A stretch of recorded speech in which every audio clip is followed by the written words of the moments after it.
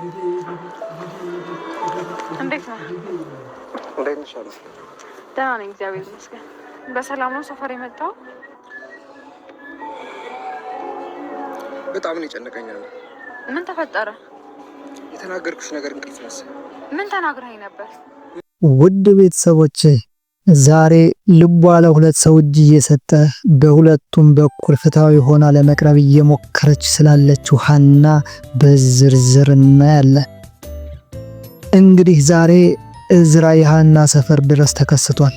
ምክንያቱ ደግሞ ያቺ ተንከሲስ ጽዮን የተባለች ከደሴ የመጣውን ኤልያስን ፍቅረኛዋ ነው ብላ በማሳየቷና ሀናን በመጠርጠሩ መጸጸቱን ሊገልጽላት መሆኑን ነግሯል። እሷ ደግሞ ብዙም ቦታ እንዳልሰጠችውና ወደ ደሴ ከምታደርገው ጉዞዋ መልስ በጉዳዩ እንደሚያወሩበት እየነገረችው እያለ ኤልያስ ስልኩ ስለማይሰራ ሊያገኛት ሰፈር ሲሄድ ከእዝራ ጋር ያገኛቸዋል። እዝራ እዛ ቦታ በመምጣቱ ጥሏቸው ሲሄድ ሀናም እንዲሁ ግራ ተጋብታ ተከትለው ትሄዳለች።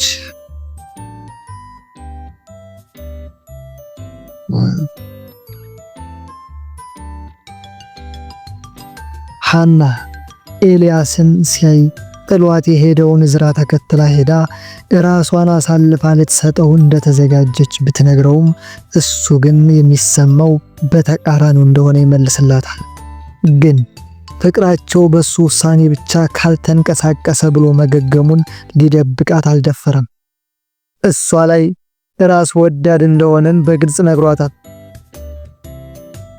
የሚያሳዝነው ግን ሊያምናት አለመቻሉ ነው። ግን ደግሞ ካላመናት ለሱ ያላትን ስሜት መቀበል ካልቻለ መለያየት መፍትሄ መሆኑን ብትነግረውም እሱንም ሊቀበል አቅም የለውም።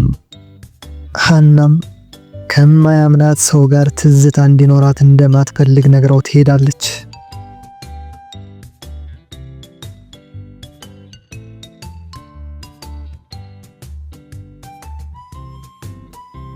እንግዲህ ቤተሰቦች ሀና እንደምናያት በኤልያስና በእዝራ መካከል የቆመች ወደ ማን መሄድ እንዳለባት የተቸገረች ይመስላል። ነገር ግን አሁን ኤልያስ ከህይወቷ ለመውጣት አይነት ሐሳብ ነግሯታል። ወደ ደሴ የመሄድ ሐሳቡንም ቀይሯል። ምክንያቱ ደግሞ የሰው የሆነ ዕቃ ይዞ መሄድ እንደማይፈልግ ነው ያስረዳት። በእውነተኛው ፍቅር ውስጥ በእርግጥ በቃን ለማለት ሁሉም ነገር ያበቃል ማለት አይደለም። ለዚህ ማሳያው ደግሞ እዝራ እንዲተውለት ሲጠይቀው አንተ ያለ ሀና መኖር ከባድ እንደሆነ ከገባህ ለእኔስ ከባድ መሆኑ እንዴት ረሳከው የሚል አልሸነፍም ባይነቱን ያየንበትን ጥያቄ ሲጠይቅ በግልጽ ተመልክተናል። ውድ ቤተሰቦች ስላዳመጣችሁኝ እያመሰገንኩ ቀጣይ ሀና የማን ክንድ ላይ ታርፍ ይሆን አብረን የምናየው ይሆናል። ሰላም ቆዩልኝ። ሰብስክራይብ ያላደረጋችሁ ሰብስክራይብ ያደረጋችሁ ቆዩ።